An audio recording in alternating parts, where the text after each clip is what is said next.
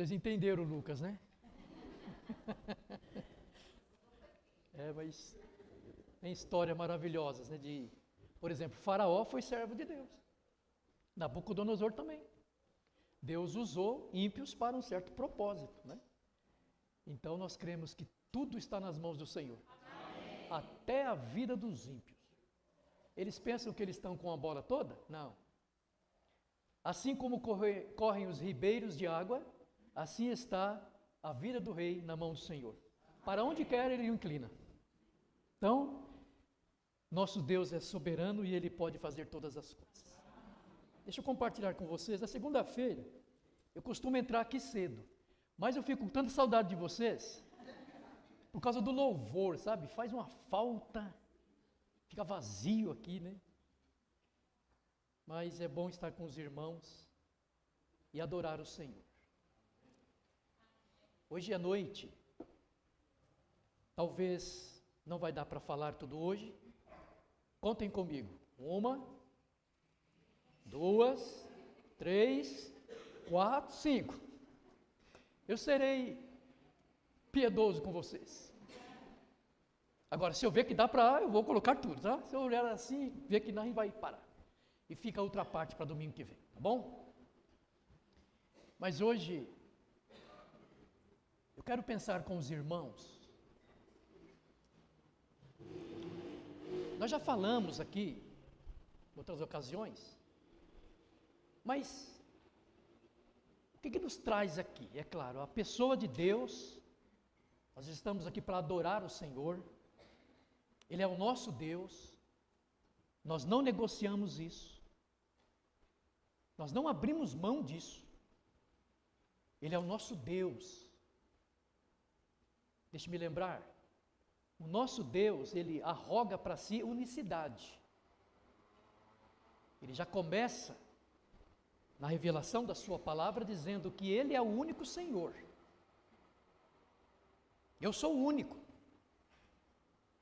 Para aqueles que já leram o profeta Isaías, você vai ver que Deus, por várias vezes, Ele enfatiza a sua unicidade. Eu sou único. E fora de mim, não há outro. Isso deve alegrar o nosso coração, meus irmãos.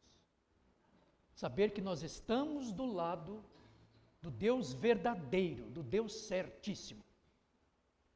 Todos os louvores aqui, todas as letras cantadas hoje à noite, vocês entregaram ao Senhor. Porque sendo Ele o único, evidentemente, é Ele também o único, digno de honra e glória. Mas Deus, Ele não negocia nada que diz respeito a Ele. Sobretudo, a sua santidade.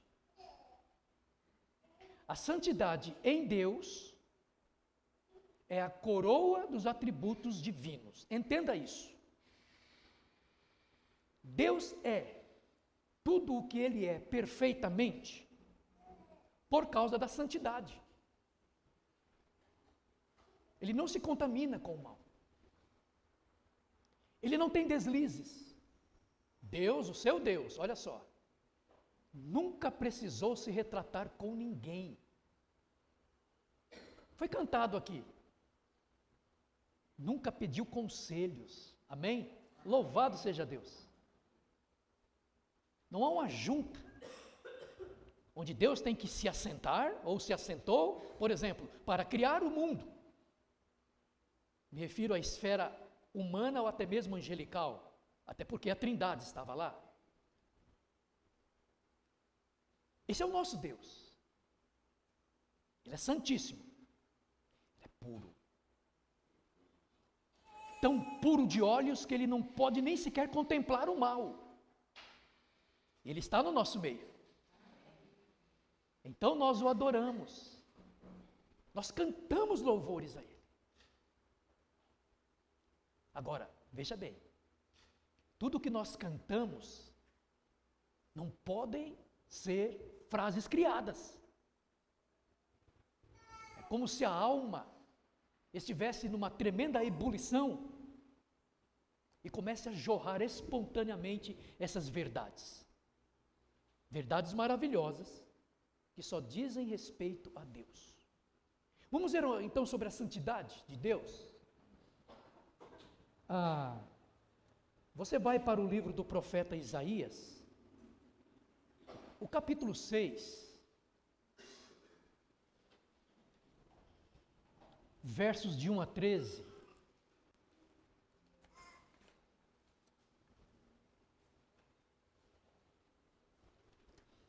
Aqueles que puderem ficar em pé para a leitura da palavra do Senhor.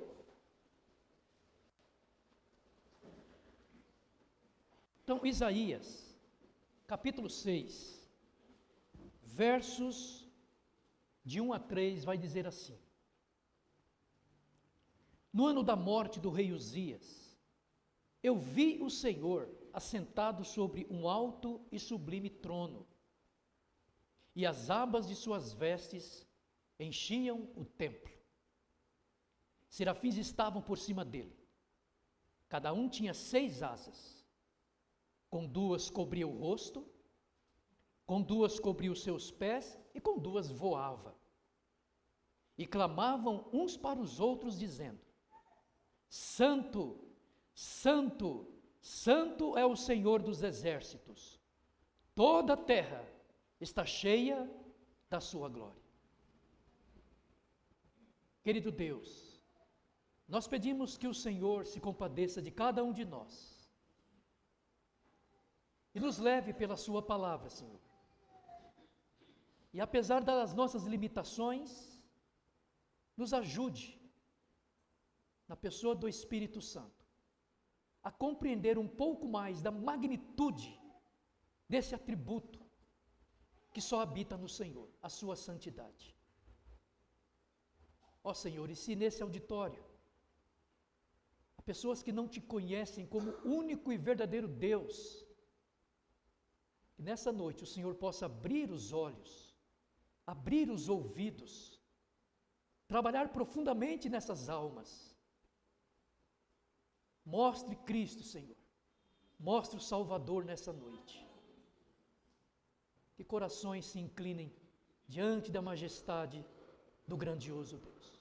Para a tua glória. Amém. Pode sentar.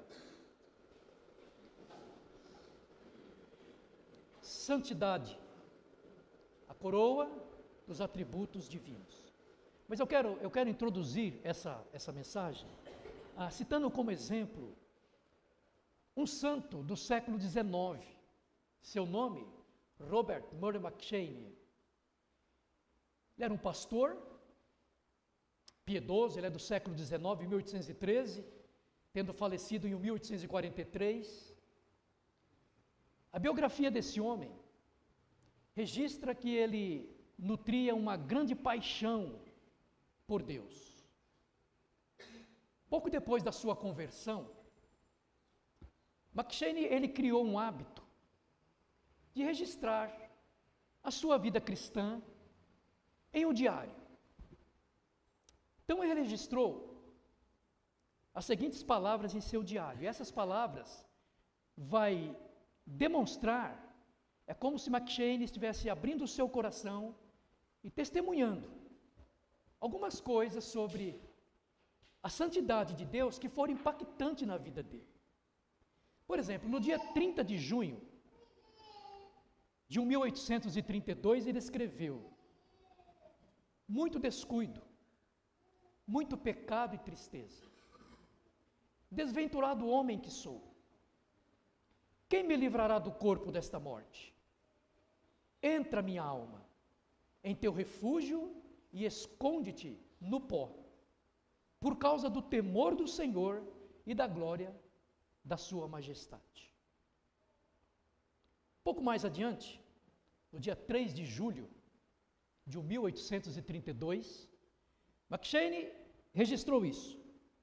Esta última raiz amarga de mundanismo, que tantas vezes me tem traído, esta noite, o fez de modo tão grosseiro, que eu não posso fazer nada, senão considerá-la como o caminho escolhido por Deus para me fazer detestá-la e abandoná-la para sempre. Eu poderia até fazer um voto, mas é o mais provável que um verme fraco ore: assenta-te no pó, ó minha alma. Um pouco mais, dia 22 de julho de 1832, esse santo de Deus, ele escreveu: tive esta noite uma compreensão mais completa do autoesvaziamento e da humilhação necessários para se achegar a Cristo. A negação do próprio eu, pisoteando-o sob os pés. Um reconhecimento da completa retidão e justiça de Deus, que poderia não fazer nada mais conosco, senão nos condenar totalmente e nos empurrar até o mais profundo do inferno. Um sentimento de que, mesmo no inferno, deveríamos nos alegrar em sua soberania e dizer que a justiça foi feita plenamente. McCheyne, durante a sua vida cristã, ele deixou bem claro duas verdades: um profundo conhecimento do seu próprio pecado e uma visão elevada da santidade de Deus. Queridos, olhem uma coisa aqui. Quanto mais nós nos aproximamos de Deus, mais nós vemos a nossa pecaminosidade. Sabiam disso? Deus é um espelho excelente para o Marcelão aqui olhar diariamente e ver quem ele é. Foi isso, o Isaías, ele viu isso. Isaías, ele tem uma visão de Deus e depois ele tem uma visão dele mesmo. Ai de mim, eu sou um homem de lábios impuros. Mas a visão pessoal dele, sobre ele, vem após ele ter uma visão do Deus entronizado. Escute algo. Lemos a Bíblia, mas a Bíblia precisa nos ler. Entenderam, não? A Bíblia é quem dá o diagnóstico. À medida que olhamos para Deus nas Escrituras, a sua santidade, a Bíblia deve nos ler. A Bíblia deve mostrar quem nós somos. Então esse homem, após a sua conversão, ele passa a ter um conhecimento profundo do seu próprio pecado e, à medida disso, uma visão elevada sobre a santidade de Deus. Agora, é bom lembrar também que quando McCheyne escreve essas notas em seu diário, ele estava apenas com, arriscam aí, 19 anos, jovens, moças e rapazes. É possível, meninos e meninas. Vida santa, o dever de ser santo, não é somente para o pastor que já está velhinho, ou para o seu papai, para a sua mamãe. Santidade é possível, está ao alcance de todo o verdadeiro crente. Basta querer. Aqui eu fui enfático. Basta querer. Fazer por onde? E o fazer por onde, em outras palavras, trilhar no caminho que Deus já preparou para que nós possamos ter santidade. Um pouco mais tarde, ele foi nomeado pastor da igreja de São Pedro, em Dundee, isso na Escócia. Ele pastoreou essa igreja por pouco tempo. McCheyne, ele morreu 10 anos após, com 29 anos. Eu não vou dizer infelizmente, porque ele morreu no tempo de Deus, amém? Mas quando nós lemos sobre uma vida dessa aqui, nós gostaríamos de tê-lo mais perto, né? Paulo morreu jovem também, 67 anos, e olha só o volume de vida. A impressão que eu tenho, queridos, é que Deus arrebata logo os seus santos. Lembra de Hebreus? O mundo não era digno deles. Então, se você quiser ir logo para o céu, seja santo. Ele vai te chamar rápido. Temos, sobre os sermões de McCheyne, nós temos algumas anotações, só anotações dos sermões dele, que apesar de poucas, permanecem até hoje, como frutos de sua breve, porém exemplar vida. A biografia desse homem, e aqui é interessante você pensar sobre biografia, crentes, pense na sua biografia. Todos nós estamos construindo uma biografia, e é bíblico, para a glória de Deus. Vou repetir novamente, Hebreus capítulo 11, registra o legado dos heróis da fé, o grande vigor, o grande exemplo daqueles homens. Então é importante para os crentes em Jesus Cristo se preocuparem em deixar uma boa biografia para que filhos, netos, outras pessoas possam, para a glória de Deus, se inspirarem em vocês e dizer que vale a pena viver e servir a Cristo. Então cuidemos, irmãos, para que tenhamos uma boa biografia para a glória de Deus. Agora, a biografia dele passou por 116 edições, com mais de 500 mil de cópias distribuídas em todo o mundo. Graças a Deus nós temos algumas livrarias aqui no Brasil que já reeditaram, reproduziram. Você pode encontrar essas biografias tão motivadoras para a nossa fé. Por quê? Uma das razões, certamente, é porque o jovem pastor escocês, ele procurava ver Deus como Deus realmente é. Agora, vem um aviso para mim aqui, uma advertência, tá? Num completo contraste, muitos dos que são chamados cristãos, às vezes, rasa, bem ralinha do nosso Deus. Nosso Deus é um Deus soberano, grandiosíssimo. Nós veremos daqui a pouco gente que ficou impactada, deslumbrada com a aparência, a teofania de Deus. E alguns veem a Deus somente em termos daquilo que Ele pode fazer por eles. É um Deus que pode fazer. É um Deus que pode agir. É um Deus que pode me dar. É um Deus que pode. Na verdade, o Deus bíblico, Ele já fez por nós. Tudo a partir daqui agora, me permitam, é lucro. Ele já fez tudo.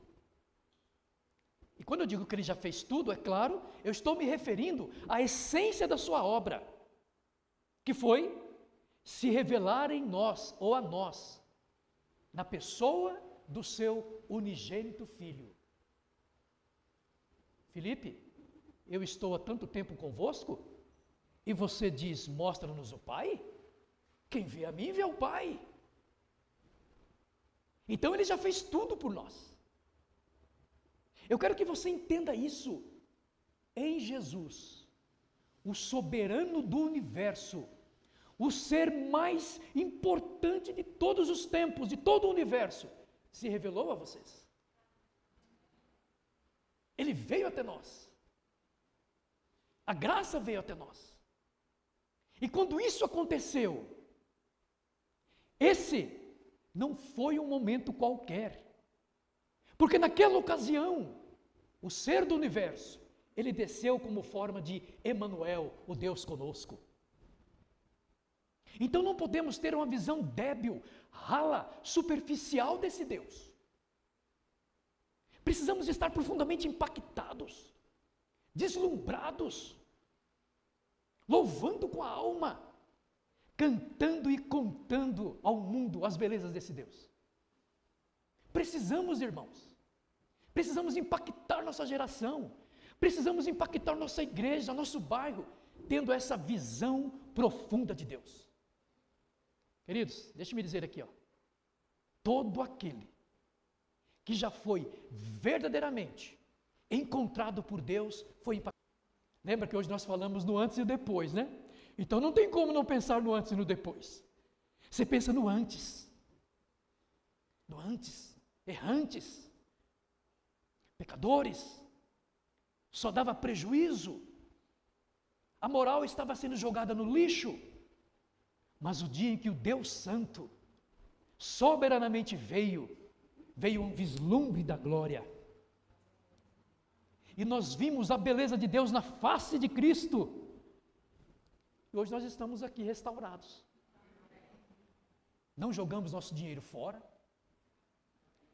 não perdemos nosso tempo com conversas fúteis, não prejudicamos nossas famílias, somos pessoas exemplares. Fala amém, gente. Eu sei que vocês são pessoas exemplares. É que é muito forte, né? Eu entendi vocês. É muito forte, né? Então, não podemos olhar para Deus como um sujeito que só vai fazer. Ele vai fazer por mim. Ele vai fazer mais por mim. E criar aquela expectativa que às vezes é decepcionante.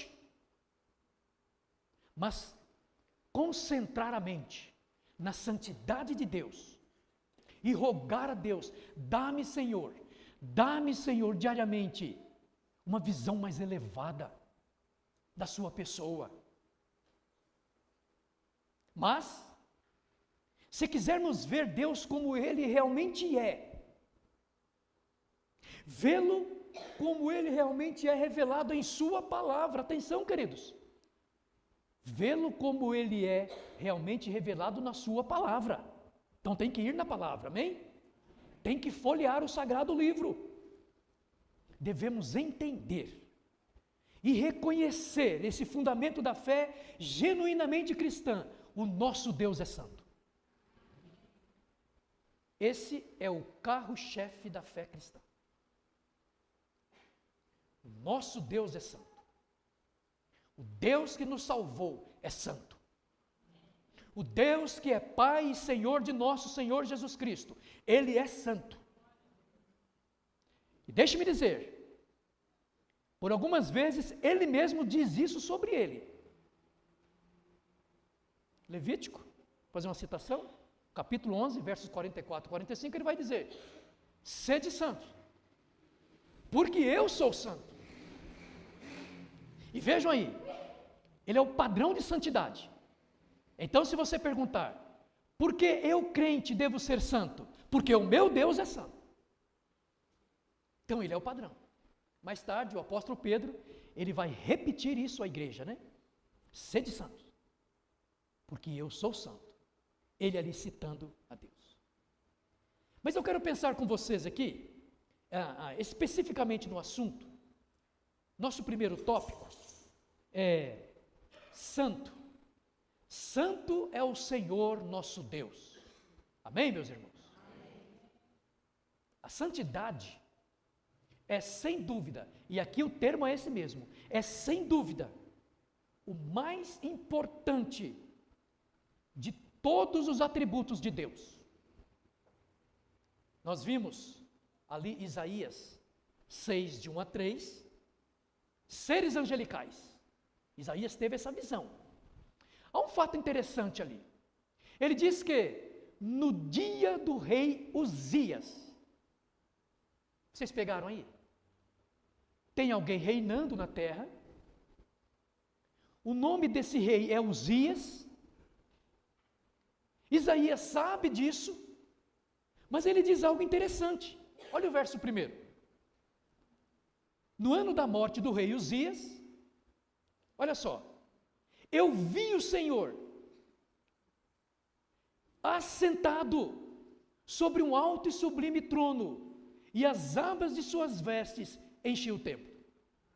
Aí ele vai descrever agora uma cena angelical. Ele diz que serafins, essa palavra serafins, para dar aqui um quadro real da visão que ele está dizendo, significa aqueles que ardem em chama. Então esses seres angelicais, como bolas de fogo, refulgente, diante desse trono, que não é um simples trono, é um alto e sublime trono. Então o trono dos homens aqui na terra é um trono. O trono do faraó foi um trono. O trono do César, o imperador, foi um trono. Mas o trono do nosso Deus é um alto e sublime trono. Esse é o trono dele. A grande diferença. Um alto e sublime trono. Uzias, esse que morreu, assentava-se no trono. Mas o Deus de Isaías, somente esse, estava sentado no alto e sublime trono. Por quê? Esse lugar é só dele. Esse lugar naturalmente é dele, por causa da santidade dele. Atenção, ele não negocia a sua santidade. Ai daquele, seja ser angelical ou homem, que em tentar tomar o lugar do Altíssimo. Houve um ser que tentou fazer isso, e Deus o abateu ao mais profundo do inferno. Ele, nesse momento, a cena não muda. Ele está assentado no mais alto e sublime trono. E seres angelicais ainda adoram a Deus dizendo, veja um fato curioso aí. Verso 3. E clamavam uns para os outros dizendo, Santo, Santo é o Senhor dos exércitos. Toda a terra está cheia da sua santidade. É isso aí que está no texto? Não, da sua glória. O que faz com que Deus receba toda a glória é a sua santidade. É que Ele é puro. É que Ele está acima. Ele é santo, Ele é puro, Ele é separado. Então, toda a terra, por causa disso, toda a terra está cheia da sua glória. Nós adoramos a Deus por causa da santidade dEle. Nós glorificamos a Deus por causa da santidade dEle. Nós fomos salvos, perfeitamente salvos, adequadamente salvos, por causa da santidade dEle. Note isso. Talvez o final lógico da frase fosse, toda a terra está cheia da sua santidade. Mas não é assim que termina. Santo, Santo, Santo é o Senhor dos exércitos. Toda a terra está cheia da sua glória. Então, outro fato interessante aqui, queridos irmãos, quando esses seres angelicais, os serafins, adoram no céu a santa morada de Deus, nós estamos indo para lá, amém? A santa morada de Deus. Vamos deixar esse lugar que se córrego feio aí na frente aí, vamos deixar todas essas coisas e vamos para a santa morada de Deus. Oh, que maravilha! Então, seres angelicais adoram na santa morada de Deus. Olha o que eles não dizem. Eterno, eterno, eterno. Muito embora Deus seja eterno, é um dos seus atributos. Mas também eles não dizem fiel, fiel, fiel. Muito embora Deus é fiel, Ele arroga para si fidelidade. Mas também Ele não diz sábio, sábio e sábio. E também não diz poderoso, poderoso, poderoso. Muito embora Deus seja tudo isso perfeitamente. Mas eles dizem, santo, santo, santo é o Senhor Deus dos exércitos. Pegaram? Daí nós tiramos que a santidade é a coroa de todos os atributos do nosso Deus. Deus é perfeitamente tudo o que Ele é, porque a santidade nele é o padrão. Ele não erra. É até pobre o que eu vou dizer aqui, mas me permitam. Ele não comete pecados. Ele não se retrata com ninguém. Fato interessante, naquela situação envolvendo Jó, Satanás e Deus. Notem bem isso, deu para entender, Deus. Deus comanda toda aquela ação. Satanás só fala depois que Deus dá a palavra a ele. Deus começa o diálogo. Você viu o meu servo Jó? Aí vem Satanás. Satanás, zip, Deus fala de novo. Sabe o que disse Martinho Lutero? O diabo é o diabo de Deus. Ele está nas mãos do soberano. Ele está nas mãos do grande eu sou. Nos alegra saber que o nosso Deus, Ele é majestoso em santidade. E que agora Ele está sendo adorado.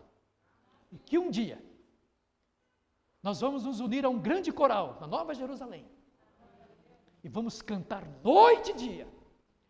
A voz não vai pigarrear. Eu não vou mais atropelar as palavras. Também não vou cantar mais errado. Agora a pergunta é, qual é o idioma? Talvez seja o hebraico, né? Então um dia nós vamos nos unir. O que está acontecendo hoje na morada de Deus, um dia santos de Deus, se alegrem, nós vamos participar. E vamos adorá-lo porque Ele é santo. Então, eu vou compartilhar com vocês aqui 3 escrituras sobre a santidade de Deus. Apocalipse, capítulo 4, verso 8. Diz assim, Apocalipse 4, verso 8. E os 4 animais tinham, cada um de per si, 6 asas. E ao redor e por dentro, estavam cheios de olhos. E não descansam, nem de dia, nem de noite, dizendo, Santo, Santo é o Senhor Deus, o Todo-Poderoso, que era, e que é, e que há de vir. Aleluia! É bom conhecer um Deus assim, não é? É bom estar nas mãos desse Deus. Isaías 6,3, já lemos, né? E clamavam uns aos outros, dizendo, Santo, Santo é o Senhor dos exércitos, toda a terra está cheia da sua glória. Mas o Salmo 29,2, ele diz, dai ao Senhor a glória devida ao seu nome, adorai o Senhor na beleza da santidade. Olha, está dizendo que a santidade é bela, a santidade é coisa bela, não está dizendo na beleza da sua santidade, está dizendo que a santidade é algo muito belo em Deus. Deus é belo, a santidade é bela nele. Vejam só, na beleza da santidade. Então esse atributo em Deus é algo maravilhoso, é algo que atrai. É algo muito belo. A santidade em Deus é bela. Compartilhar aqui um escritor, em seu livro A Existência e os Atributos de Deus, Stephen Chernock, ele faz a seguinte afirmação acerca da santidade de Deus. Escutem, por favor. A santidade de Deus é a coroa de todos os seus atributos, a vida de todos os seus decretos e o brilho de todas as suas ações. Nada é decretado por Ele, ação alguma é feita por Ele, senão aquilo que é merecedor de dignidade e que honra esse atributo. A santidade do Senhor é algo impressionante. Não é qualquer coisa. Já viu que quando a pessoa se converte, tem um encontro com o Senhor Jesus, consequentemente com o Deus Santo, essa pessoa fica meio abobalhada? Foi com você assim? Parece que a gente fica bobo, aéreo. Eu não sei se a gente quer acordar logo para ir trabalhar para contar, se quer correr para... Eu não sei o que acontece. A santidade nos alcançou. É impressionante, é apavorante, sobretudo, é majestosa. É por isso que depois que a gente se converte fica mais bonito. Não é verdade?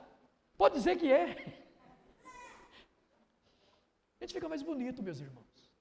É a beleza de Cristo que está lá dentro. E vem um pouco para o físico também, se alegre, sabe? A santidade do Senhor é impressionante, apavorante e majestosa. Nós podemos ver isso nas Escrituras. 3 diferentes pessoas que reconheceram de maneira admirável esse atributo de Deus. Primeiramente, Salmo 111, verso 9. Olha o que diz. Salmo 111, verso 9. Salmo de Davi diz: Santo e tremendo é o seu nome. Irmãos, essas afirmações que nós estamos fazendo, nós aqui fazemos, todos estamos fazendo, isso é um santo remédio, irmãos, para nós, para nos ajudar, não é o nome do homem que se acha mais importante, do homem mais rico desse mundo, não, santo e tremendo é um nome só, o nome do nosso Deus. Então, Salmo 111, verso 9. Ana, aquela mulher que viveu aquele momento de angústia, e vocês conhecem a história. Depois que o Senhor respondeu à oração de Ana e deu a ela a bênção, evidentemente, Ana, uma mulher piedosa, que conhecia o seu Deus, não de maneira superficial, mas conhecia de maneira profunda, ela fez, e a Bíblia registrou, uma das mais belas orações. Olha o que ela diz. Primeiro livro do Samuel, capítulo 2, verso 2, diz, escutem, queridos, não há santo como o Senhor, porque não há Deus além de ti. Aleluia. Não há santo como o Senhor, porque não há Deus além de ti. Que o inferno ouça, que o inferno ouça isso. Não há santo como o Senhor, não há Deus além de ti. Vamos trazer esse Deus para dentro de casa, vamos trazer esse Deus para o nosso dia a dia, nada de romper com Ele, não pode haver ruptura. Trazer esse Deus para dentro de nós, trazer esse Deus no nosso dia a dia, no sentido de relacionamento. Ele já mora dentro de nós, mas estou falando no sentido de relacionamento. Andar com Ele, ter isso na mente, no coração. Não há santo como o Senhor, porque não há Deus além de ti. E andar pelas ruas da cidade, e trabalhar, e viver a vida, e o lazer, e os estudos. Não há santo como o Senhor, porque não há Deus além de ti. Davi, citei, Ana, agora Moisés. Moisés e os filhos de Israel também ficaram impactados com a santidade de Deus. Lá em Êxodo capítulo 15, verso 2, Moisés e os filhos de Israel disseram a respeito de Deus: quem é como tu, glorificado em santidade? Aqui eles estão pasmos, né? Aqui é como se tivesse um vislumbre abalador. E de repente, ao contemplar a santidade de Deus, a alma pudesse exclamar: quem é como tu, glorificado em santidade? Eu quero lembrar alguns dos meus irmãos aqui. Queridos, é proibido a crentes, não meditar, não pensar e não se esforçar para viver essas verdades no dia a dia. Meus irmãos, isso faz parte da nossa vida. Isso deve estar impregnado em nossa alma. E aí nós marcharemos triunfantes. Vamos deixar essas capengas de lado, porque algo mais sublime, algo muito mais maravilhoso está diante dos nossos olhos. Como, por exemplo, quem é como tu, glorificado em santidade? Agora, o que significa ser santo? Tem um tempinho ainda. O que significa ser santo? A grande maioria sabe, né? Nós já aprendemos isso. A palavra separado, né? Só que você tem que entender uma coisa. Essa palavra separado em Deus é diferente da palavra separado no pecador. Nós somos santos, somos separados, mas o pecado ainda nos assedia, e ainda pecamos, mas somos separados por Deus. Agora, em Deus, a palavra separado em relação ao pecado, ela toma uma dimensão bem maior, porque Ele é impecável. É até dito que Ele não pode ser tentado pelo mal, e a ninguém tenta. O que significa ser santo? O teólogo Charles Rhodes, em seu tratado de teologia sistemática, ele explica assim: esse é um termo geral para a excelência moral de Deus. Santidade, por um lado, implica na total libertação do mal moral, e por outro, na absoluta perfeição moral. A libertação da impureza é a ideia principal dessa palavra. Santificar é limpar. Ser santo é ser limpo. A pureza infinita, muito mais do que o conhecimento infinito, ou do que o poder infinito, é o objeto de reverência. Simplificando, Deus não tem pecado. Bom, o Senhor descobriu a pólvora agora. O Senhor inventou a roda. Então nós estamos aqui hoje, dia 28, 29, né? E nós estamos vendo que Deus não tem pecado. Mas é bom ouvirmos isso sim. Marcelo, eu preciso ouvir isso. Quando eu digo que Deus não tem pecado, isso quer dizer muito mais a mim do que a Ele. É um aviso para mim.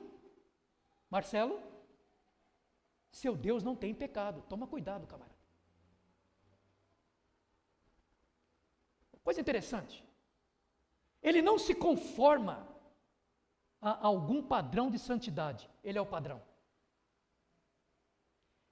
É uma máxima filosófica, mas absolutamente verdadeira. Deus, ele não olha para um padrão para se conformar. Deus, ele não procura exemplos para se conformar. Ele é o padrão da santidade. Ele é o padrão da santidade. Ele nunca faz qualquer coisa que seja errada, pois jamais fez. E agora eu mexi no vespeiro.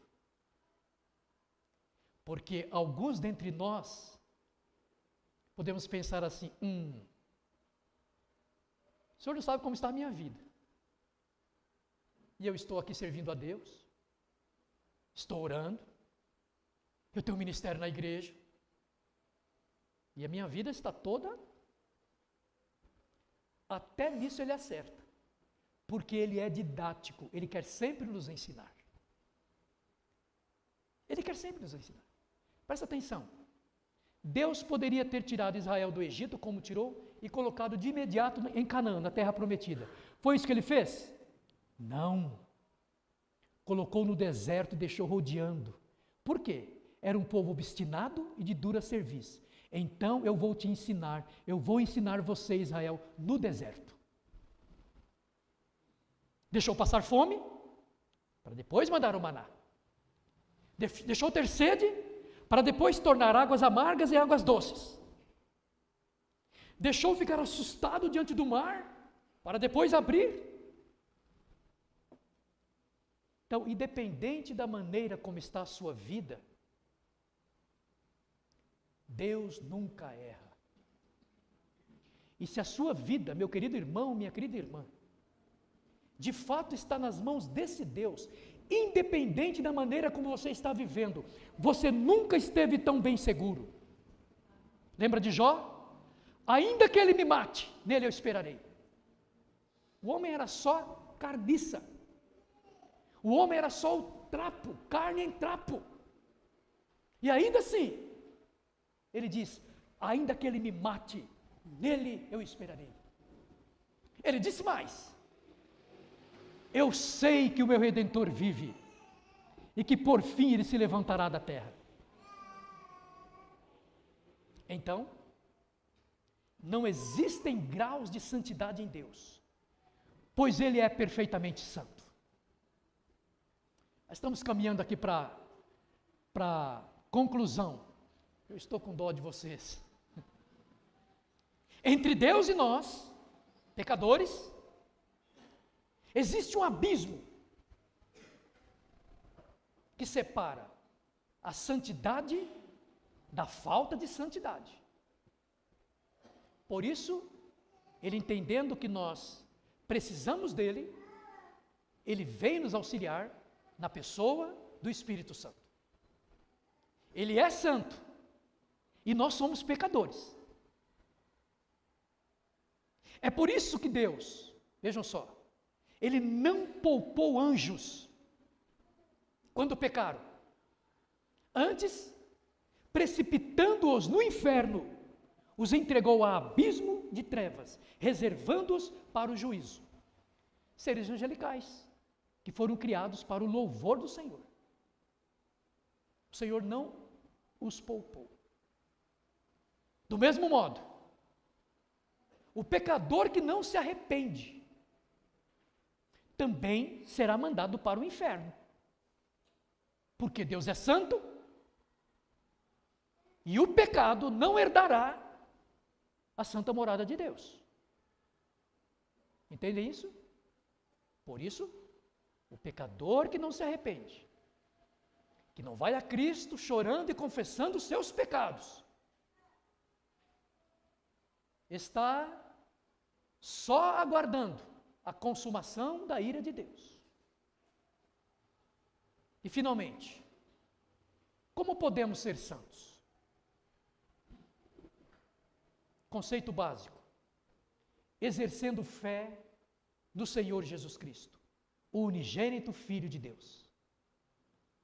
Porque Ele fez por nós o que nenhum de nós poderíamos fazer. Como podemos ser santos? Exercendo fé no Senhor Jesus Cristo, unigênito de Deus. Por meio da obra expiatória de Cristo na cruz. Eu sei que vocês já não me suportam mais citar ou falar isso aqui.